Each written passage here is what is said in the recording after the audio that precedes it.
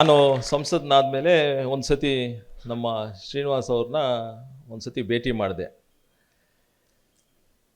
D C ಆಫೀಸಲ್ಲಿ. ನಾನು ಹೇಳಿದೆ, ಈ ರೇಷ್ಮೆ ಇಷ್ಟು ಇಂಪಾರ್ಟೆನ್ಸ್ ಇದೆಯಲ್ಲ ನಮ್ಮ ಜಿಲ್ಲೆಯಲ್ಲಿ, ನಮ್ಮ ರೈತರು ಬರೀ ಗೂಡು ಮಾರ್ತಾರೆ, ಮಾರಿಬಿಟ್ಟು ಸುಮ್ಮನೆ ಮನೆಗೆ ಹೊಟ್ಟೋಗ್ತಾರೆ ಅಂತ. ನೆಕ್ಸ್ಟ್ ಸ್ಟೆಪ್ ಯಾಕೆ ಹೋಗೋಕ್ಕಾಗಲ್ಲ ಅಂತ ಆವತ್ತೇ ಕೇಳಿದೆ ಒಂದು ಪ್ರಶ್ನೆ. ರೀಲಿಂಗ್ ಯಾಕೆ ಮಾಡಲ್ಲ ನಮ್ಮ ರೈತರು ಅಂತ. ನೆಕ್ಸ್ಟ್ 5 ವರ್ಷ ನಾನೇನು ಸಂಸತ್ನಾಗಿರ್ತೀನೋ ದಯವಿಟ್ಟು ನೀವು ಒಂದು ಟಾರ್ಗೆಟ್ ಇಟ್ಕೊಳ್ಳಿ, ಸುಮಾರು 200 ರೀಲರ್ಸು ನಮ್ಮ ರೈತರೇ ಆಗಬೇಕು ಅಂತ.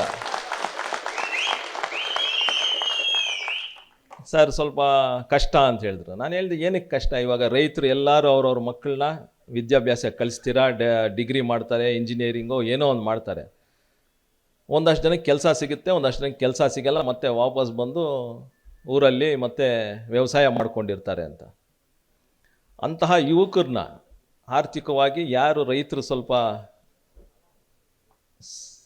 ಚೆನ್ನಾಗಿದ್ದಾರೋ ಅಂಥವ್ರನ್ನ ಐಡೆಂಟಿಫೈ ಮಾಡಿ ಅವ್ರಿಗೆ ರೀಲಿಂಗ್ ಶುರು ಮಾಡಿಸಿ ಅಂತ ಹೇಳಿದೆ. ಸುಮಾರು 1 ವರ್ಷ ಆಯಿತು.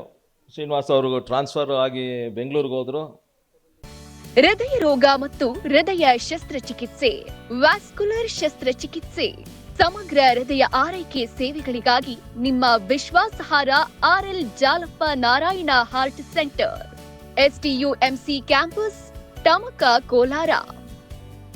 180030090309. ಇವಾಗ ನಮ್ಮ ಆಂಜನೇಯ ರೆಡ್ಡಿ ಇದ್ದಾರೆ, ಅವ್ರಿಗೂ ಹೇಳಿದೆ ಇದೇ ವಿಚಾರ. ಮೊನ್ನೆ ಒಂದು ಮೀಟಿಂಗು ಮಾಡಿದ್ವಿ, ಸುಮಾರು ಒಂದು 3 ತಿಂಗಳ ಹಿಂದೆ. ಕರೆಕ್ಟಾ? MSME ಅವರು ನಾವು ಎಲ್ಲ ಇಟ್ಕೊಂಡು ಒಂದು ಮೀಟಿಂಗ್ ಮಾಡಿ ಒಂದು ಪ್ಲ್ಯಾಟ್ಫಾರ್ಮ್ ರೆಡಿ ಮಾಡಿ, ಏನು ಸತೀಶ್ ಅವ್ರು ಹೇಳಿದ್ರು, ಯುವಕರಿಗೆ ಒಂದು ಅವಕಾಶ ಮಾಡಿಕೊಡು, ಎಕ್ಸ್ಪೋಜರ್ ಕೊಡಬೇಕು ಅಂತ. ಸೊ ಇಂಥ ಒಂದು ನಿಟ್ಟಿನಲ್ಲಿ ಇದು ಮಾಡಿಕೊಂಡು ಬಂದಾಗ ಎಲ್ಲೋ ಒಂದು ಕಡೆ ಆ ಕ್ಲಸ್ಟರ್ ಫಾರ್ಮೇಷನ್ ಏನು ಮಾಡಬೇಕು, ಆ ಕ್ಲಸ್ಟರಿಂದ ನಮಗೆ MSMEಗೆ ಲೋನ್ ಕೊಡ್ತೀವಿ ಅಂದಾಗ ಸ್ವಲ್ಪ ಎಲ್ಲೋ ಹಿಂದೇಟು ಹೊಡೆದ್ರು ರೈತರು. ಅದೇ ನನಗೆ ಹೇಳಿದ್ದು ಆಂಜನೇಯ ರೆಡ್ಡಿ ಅವರು, ಸತೀಶ್ ಅವರು, ಮತ್ತು ಶ್ರೀನಿವಾಸ್ ಅವರು ಮತ್ತು ಸತೀಶ್ ಅವರು, ನೀವು ಕ್ಲಸ್ಟರ್ ಮಾಡಿದ್ರೆ ಅದು ನಿಮಗೆ ಉಪಯೋಗ ಆಗುತ್ತೆ. ಎಲ್ಲೋ ಒಂದು ಕಡೆ ರೀಲಿಂಗ್ ಮಾಡೋಕ್ಕೆ ನಿಮಗೆ ಉಪಯೋಗ ಆಗುತ್ತೆ. ಸ್ವಲ್ಪ ಅದರಲ್ಲಿ ಗಮನ ಹರಿಸಿ. ಏಕೆಂದರೆ ನೀವು ರೀಲಿಂಗ್ ಮಾಡೋಕ್ಕೆ MSMEಯಿಂದ ನಿಮಗೆ ಲೋನ್ ಸಿಗುತ್ತೆ, ಸುಮಾರು 50%ವರೆಗೂ ನಿಮಗೆ ಸಬ್ಸಿಡಿ ಸಿಗುತ್ತೆ. ಇಂತಹ ಒಂದು ನಿಟ್ಟಿನಲ್ಲಿ ನೀವು ಕೆಲಸ ಮಾಡ್ಕೊಂಡು ಹೋದರೆ ಎಲ್ಲೋ ಒಂದು ಕಡೆ ಬರೀ ಕೃಷಿ ಮಾಡೋದಲ್ಲ, ರೀಲಿಂಗು ಮಾಡ್ಬೋದು.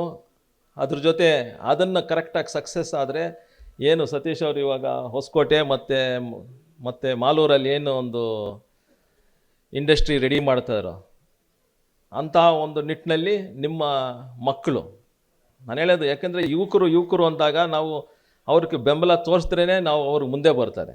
ಅವ್ರಿಗೂ ಸ್ವಲ್ಪ ಧೈರ್ಯ ತುಂಬಿಸ್ಬೇಕು, ನೀವು ತುಂಬಿಸ್ಬೇಕು, ಜನಪ್ರತಿನಿಧಿಗಳು ತುಂಬಿಸ್ಬೇಕು, ಇಲ್ಲಿ ಏನು ಅಫಿಷಿಯಲ್ಸ್ ಇದ್ದಾರೋ ಸೆರಿಕಲ್ಚರ್ ಡಿಪಾರ್ಟ್ಮೆಂಟ್ ಅವರು ತುಂಬಿಸ್ಬೇಕು. ಎಲ್ಲ ಒಂದು ಕಡೆ ನಾವು ಒಗ್ಗಟ್ಟಾಗಿ ಮಾಡಿದ್ರೆ ಯುವಕರು ಎಲ್ಲೋ ಒಂದು ಕಡೆ ಮುಂದೆ ಬರ್ತಾರೆ. ರೀಲಿಂಗ್ ಅನ್ನೋದು ಏನೊಂದು ಅದು ಶುರು ಮಾಡ್ತಾರೆ. ಮತ್ತು ನೆಕ್ಸ್ಟ್ ಸ್ಪಿನ್ನಿಂಗೋ ಇಲ್ಲಾಂದರೆ ಫಿನಿಶ್ಡ್ ಪ್ರಾಡಕ್ಟ್ ಏನು ಮಾಡ್ತಾರೋ ಅದು ಹಾಗೇ ಆಗುತ್ತೆ ಅಂತ ಒಂದು ನಂಬಿಕೆ ನನಗಿದೆ. ಈಗಾಗಲೇ ನಮ್ಮ ಜಾಯಿಂಟ್ ಡೈರೆಕ್ಟರ್ ಅವ್ರನ್ನೂ ಮಾತಾಡ್ತಾ ಇದ್ದೆ ಮೊನ್ನೆ, ಸುಮಾರು 2 ತಿಂಗಳಿಂದೆ. ಇದು ಆಗ್ತಾ ಇಲ್ಲ ಕ್ಲಸ್ಟರ್ ಮಾಡೋದು, ದಯವಿಟ್ಟು ಬೇರೆ ಏನೋ ಒಂದು ಸೊಲ್ಯೂಷನ್ ಮಾಡಿ ಅಂತ. MSME Shobha Karandlaje madam PS ಅವರು, ಇವರು ಭಾಳ ಚೆನ್ನಾಗಿದ್ದಾರೆ. ಏನೋ ಒಂದು ಸೊಲ್ಯೂಷನ್ ಕಂಡಿಡಿದು ಮಾಡಬೇಕು ಅಂತ ಒಂದು ನಿಟ್ಟಿನಲ್ಲಿ ನಾವು ಹೋಗ್ತಾ ಇದ್ದೀವಿ.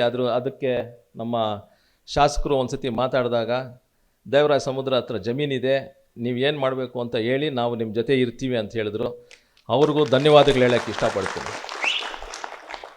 ಇದ್ರ ಜೊತೆ ಏನು ಒಂದು ತಿಂಗಳು ನೀವು ಕಷ್ಟ ಬೀಳ್ತಿರೋ, ಸತೀಶ್ ಅವ್ರು ಹೇಳ್ದಂಗೆ ಅದರಲ್ಲಿ ಒಂದು ನಂಬಿಕೆನೂ ಇದೆ, ಆರ್ಥಿಕವಾಗಿಯೂ ಇರುತ್ತೆ, ಮತ್ತು ಬೇರೆ ವಿಚಾರಗಳೆಲ್ಲ ನೀವು ಅದರಲ್ಲಿ ಕಷ್ಟ 1 ತಿಂಗಳು ಕರೆಕ್ಟಾಗಿ ನೋಡ್ಕೊಂಡು ಬಂದ್ರೇ ರೇಟ್ಸ್ ಏನು ಬರುತ್ತೋ ಅದು ಒಂದು ಕೊನೆಗೆ ಮಾರ್ಕೆಟ್ಗೆ ಎತ್ಕೊಂಡಾಗ ರೇಟ್ ಫ್ಲಕ್ಚುಯೇಷನ್ಸ್ ಎಲ್ಲ ಇರುತ್ತೆ.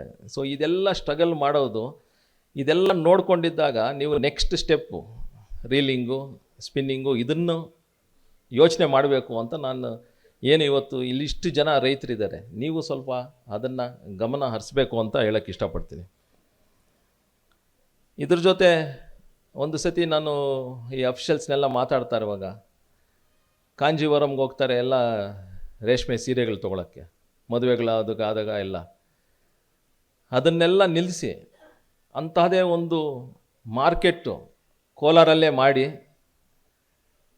ಏನು ಒಂದು ಸಾಯಿಲ್ ಟು ಸಿಲ್ಕ್ ಅಂತ ಏನು ಒಂದು ನೀವು ಸ್ಲೋಗನ್ ಹಾಕ್ತಿರೋ ಅದನ್ನು ಇಲ್ಲೇ ಸೃಷ್ಟಿ ಮಾಡಬೇಕು. ನಿಮ್ಮ ಜೊತೆ ಕೇಂದ್ರ ಸರ್ಕಾರದಲ್ಲಿ ಏನೇನು ಟೆಕ್ಸ್ಟೈಲ್ ಡಿಪಾರ್ಟ್ಮೆಂಟ್ ಆದರೂ ಆಗಲಿ, MSME ಆದರೂ ಆಗಲಿ, ನಾನು ಒಂದು ನಿಟ್ಟಿನಲ್ಲಿ ಅದು ನಿಮ್ಮ ಕೆಲಸ ಮಾಡ್ತೀನಿ ಅಂತ ಹೇಳಿ ಏನೋ ಒಂದು ಪ್ರಾಜೆಕ್ಟ್ ರಿಪೋರ್ಟ್ ರೆಡಿ ಮಾಡಿಕೊಟ್ರೆ ನಿಮ್ಮ ಜೊತೆ ನಾನು ಶತಸಿದ್ಧವಾಗಿರ್ತೀನಿ. ಯಾಕೆಂದರೆ MSME ಬಂದು ಶೋಭಾ ಮೇಡಮ್ ಇರ್ತಾರೆ, ಶೋಭಾ ಕರಂದ್ಲೆ ಮೇಡಮು ನಮ್ಮ ಕರ್ನಾಟಕದವರೇ. ಟೆಕ್ಸ್ಟೈಲು ಅದರ ಪಕ್ಕದಲ್ಲೇ ಇದೆ, ಅವ್ರ ಆಫೀಸ್ ಪಕ್ಕದಲ್ಲೇ. ಅದ್ರ ಜೊತೆ ಏನು ನಮ್ಮ ಅಲ್ಲಿ ಸಿಬ್ಬಂದಿಗಳಿದ್ದಾರೋ MSMEಯಲ್ಲಿ ಅವರೆಲ್ಲ ಟೆಕ್ಸ್ಟೈಲ್ಗೂ ಇದಕ್ಕೂ ಎರಡಕ್ಕೂ ಇಂಟರ್ಲಿಂಕ್ ಆಗಿದೆ. ಅದಕ್ಕೆ ದಯವಿಟ್ಟು ಏನೋ ಒಂದು ಪ್ರಾಜೆಕ್ಟ್ ಇನ್ನೊಂದು 2-3 ತಿಂಗಳಲ್ಲಿ ನೀವು ಮಾಡಿಕೊಟ್ರೆ ನಾನು ಗ್ಯಾರಂಟಿ ಅದನ್ನು ಮುಂದೆ ತೊಗೊಂಡೋಗಿ ಶಾಸಕರ ಜೊತೆ ಮಂತ್ರಿಗಳ ಜೊತೆ ಮಾತಾಡಿಕೊಂಡು ಅದು ಮಾಡೇ ಮಾಡ್ತೀನಿ ಅಂತ ಒಂದು ಭರವಸೆ ನಿಮ್ಗೆ ಕೊಡ್ತೀನಿ. ಅಗ್ರಿಕಲ್ಚರ್ ಮಿನಿಸ್ಟ್ರ್ ಅವರು ನಾವು ಸೆಷನ್ಸ್ ನಡೀತಾ ಇರುವಾಗ ನಮ್ಮ ಕೃಷಿ ಮಂತ್ರಿಗಳು ಅಲ್ಲೇ ಸಿಕ್ಕಿದ್ರು ನಮಗೆ. ಅವ್ರಿಗೊಂದು ಮನವಿ ಕೊಟ್ಟಿದ್ದೀನಿ ನಾನು, ಅವರು ನಿನ್ನ ಜೊತೆ ಇನ್ನು ಬೇರೆ ಸಂಸದರ ಜೊತೆನೂ ನೀವು ಲೆಟ್ರ್ ರೆಡಿ ಮಾಡಿಕೊಡಿ ಅಂತ. ಏನು ಸೆಂಟ್ರಲ್ ಸಬ್ಸಿಡಿ ಬರುತ್ತೋ ಅದು ಡೈರೆಕ್ಟ್ ನಿಮಗೆ ಬಂದಂಗೆ ಸ್ಟೇಟ್ ಗೌರ್ಮೆಂಟ್ಗೆ ಬಂದು ಅಲ್ಲಿ ಒಂದು ತಿಂಗಳು ಇಲ್ಲೊಂದು 2 ತಿಂಗಳು ಇದ್ಕೊಂಡು ಮತ್ತೆ ನಿಮಗೆ ಬರುತ್ತೆ. ಇದು ಕರೆಕ್ಟಾ? ಅದ್ರ ಬದಲು ಡೈರೆಕ್ಟಾಗಿ ನಿಮಗೆ ಕೊಡಿ ಅಂತ ಒಂದು ಮನವಿ ಕೊಟ್ಟಿದ್ದೀನಿ. ಅದಕ್ಕೆ ನಾನು ಏನು ಪತ್ರ ಕೊಟ್ಟಿದ್ದೀನೋ ಅದ್ರ ಜೊತೆ ಬೇರೆ ಸಂಸದರದ್ದು ಕೊಡು ಅಂತ ಹೇಳಿದ್ದಾರೆ. ಇನ್ನೊಂದು ವಾರ 10 ದಿನದಲ್ಲಿ ಎಲ್ಲರದು, ಚಿಕ್ಕಬಳ್ಳಾಪುರ ಸಂಸದರು, ಮಂಗಳೂರು ಸಂಸದರು, ಗ್ರಾಮಾಂತರ, ಬೆಂಗಳೂರು ಗ್ರಾಮಾಂತರ, ಮಂಡ್ಯ, ತುಮಕೂರು, ಇವ್ರದ್ದೆಲ್ಲ ಸೇರಿ ಎತ್ಕೊಂಡೋಗಿ ಒಂದು ಕೊಡ್ತೀನಿ. ಅದೊಂದು ವಿಶ್ವಾಸ ಅವ್ರಿಗೆ ಕೊಟ್ಟಿದ್ದಾರೆ. ಡೈರೆಕ್ಟ್ ನೀವೇನು ಹೇಳ್ತೀಯ ಅದನ್ನು ಮಾಡ್ತೀವಿ, ನನಗೆ ಅದು ಕರೆಕ್ಟಾಗಿ ಇದು ಕೊಡು, ಡೈರೆಕ್ಟ್ ಸಬ್ಸಿಡಿ ಸ್ಟೇಟ್ ಗೌರ್ಮೆಂಟ್ಗೆ ಹೋಗೋ ಬದಲು ಇಲ್ಲಿಂದ ಡೈರೆಕ್ಟು ರೈತರಿಗೆ ಹೋದಂಗೆ ಅಂತ. ಇಂತಹ ಒಂದು ವಿಚಾರಗಳು ನಾವು ಇಟ್ಕೊಂಡು ಮಾಡ್ತಾಯಿದ್ವಿ. ಇನ್ನು ಬೇರೆ ರೇಷ್ಮೆ ವಿಚಾರ ಅದು ಏನೇನಿದೆಯೋ ಎಲ್ಲ ಈಗ ತಾನೇ ಮಾತಾಡಿದ್ದಾರೆ. ನಮ್ಮ ಕಡೆಯಿಂದ ಈ ಏನು ಸವಲತ್ತುಗಳು ಬೇಕು ಅಂದಾಗ ನಾನು ನಿಮ್ಮ ಡಿಪಾರ್ಟ್ಮೆಂಟ್ ಅವ್ರಿಗೆ ಹೇಳ್ತೀನಿ, ದಯವಿಟ್ಟು ನೀವು ಸ್ವಲ್ಪ ಈ ಪ್ರಾಜೆಕ್ಟ್ಸ್ ಏನಿದೆಯೋ ಅದು ರೆಡಿ ಮಾಡಿಕೊಟ್ರೆ we can have a discussion with the ministers in Delhi and we can help the farmers. ದಯವಿಟ್ಟು ನೀವು ಸ್ವಲ್ಪ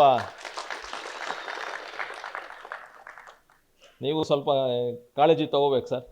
ಅದ್ರ ಜೊತೆ ನಮ್ಮ ಸೆರಿಕಲ್ಚರ್ ಡಿಪಾರ್ಟ್ಮೆಂಟ್ ಅವ್ರು ನೀವು ಎಲ್ಲ ಸ್ವಲ್ಪ ಕಾಳಜಿ ತೊಗೊಂಡ್ರೆ ಅದಾಗುತ್ತೆ. ಇದು ಬಿಟ್ಟು ಇನ್ನು ನಾನೇನು ಜಾಸ್ತಿ ಹೇಳಂಗಿಲ್ಲ. ರೇಷ್ಮೆ ಬೆಳೆಗಾರರು ನಿಮಗೆಲ್ಲ ಗೊತ್ತು ಏನೇನು ಅಂತ. ಯಾರೋ ರೀಲಿಂಗ್ ಆದಮೇಲೆ ಟ್ವಿಸ್ಟಿಂಗು ಮತ್ತು ಫಿನಿಶ್ಡ್ ಪ್ರಾಡಕ್ಟ್ ಅಂತ ಏನಿರುತ್ತೋ ಅದೆಲ್ಲ ಆಗೇ ಆಗುತ್ತೆ. ಅದೊಂದು ನಂಬಿಕೆ ನನಗಿದೆ. ನಮ್ಮ ಕೋಲಾರ ಜಿಲ್ಲೆ ರೈತರು ಎಲ್ಲದರಲ್ಲೂ ಮುಂದೆ ಇದ್ದಾರೆ ಅಂತ ನಾನಲ್ಲ ಹೇಳೋದು, ಅಲ್ಲಿ ಡೆಲ್ಲಿಯಲ್ಲಿ ಹೇಳ್ತಾರೆ. ಯಾಕಂದರೆ ಆ ಮಾವು ಏನು ಒಂದು ಬೆಂಬಲ ಬೆಲೆ ಸಿಕ್ತೋ ಆವಾಗಲೇ ಎಲ್ಲ ಗೊತ್ತಾಗೋಯ್ತಲ್ಲಿ. ನಾವು ಲೆಟ್ರ್ ಕೊಟ್ಟು 10 ರೂಪಾಯಿ ಕೊಡಿ ನಾವು ಅಂತ ಕೇಳಿದ್ವಿ ಬೆಂಬಲ ಬೆಲೆ 1 kgಗೆ. ಆದರೆ ಇಲ್ಲಿ ರಾಜ್ಯ ಸರ್ಕಾರದಿಂದ ಹೋಗಿದ್ದು ಬೇರೆ ಒತ್ತಡ ಇತ್ತು, ಅದಕ್ಕೆ ಇದಾಯಿದ್ರು. ಅದಕ್ಕೆ ಅಲ್ಲೂ ಎಲ್ಲ ಗೊತ್ತು. ಯಾಕೆಂದರೆ ಮೊನ್ನೆ ಅವತ್ತು ಕೃಷಿ ಮಂತ್ರಿಗಳ ಜೊತೆ ಕೂತ್ಕೊಂಡಾಗ ಪ್ರೊಸೆಸಿಂಗ್ ಯೂನಿಟ್ಸ್ ಹಾಕಿ ಅಂತ ಹೇಳಿದ್ದೀವಿ ಟೊಮೆಟೊ ಮತ್ತು ಮ್ಯಾಂಗೋಗೆ. ನೀನು ಏನೋ ಒಂದು ರೆಡಿ ಮಾಡಿಕೊಡು, 6 ತಿಂಗಳಲ್ಲಿ ನೀನು ರೆಡಿ ಮಾಡಿಕೊಟ್ರೆ ನಾನೇ ಬರ್ತೀನಿ ನಿಮ್ಮ ಕ್ಷೇತ್ರಕ್ಕೆ, ಕೋಲಾರ್ಗೆ ನಾನೇ ಬಂದು ನಾನೇ ಇನಾಗ್ರೇಟ್ ಮಾಡ್ತೀನಿ ಅಂತ ಕೂಡ ಹೇಳಿದ್ದಾರೆ. ಇಂತಹ ಒಂದು ಸರ್ಕಾರದಲ್ಲಿ ಅಲ್ಲಿ ಕಾಳಜಿ ಇರೋ ಮಂತ್ರಿಗಳೆಲ್ಲ ಇದ್ದಾರೆ. ಅದನ್ನು ನಾವು ಎತ್ಕೊಂಡೋಗಿ ಬೇಡಿಕೆಗಳು ನಾವು ಇಟ್ಟು ಅದು ಈಡೇರಿಸೋಕ್ಕೆ ನಾವು ಒತ್ತಡ ಹಾಕಬೇಕು. ಅದಕ್ಕೆ ದಯವಿಟ್ಟು ನಮ್ಮ ಸಹಕಾರ ಯಾವಾಗಲೂ ನಿಮ್ಮ ಜೊತೆ ಇರುತ್ತೆ. ಧೈರ್ಯವಾಗಿ ನೀವು ಮುಂದೆ ಬಂದರೆ ನಿಮ್ಮ ಜೊತೆ ನಾವು ಇರ್ತೀವಿ.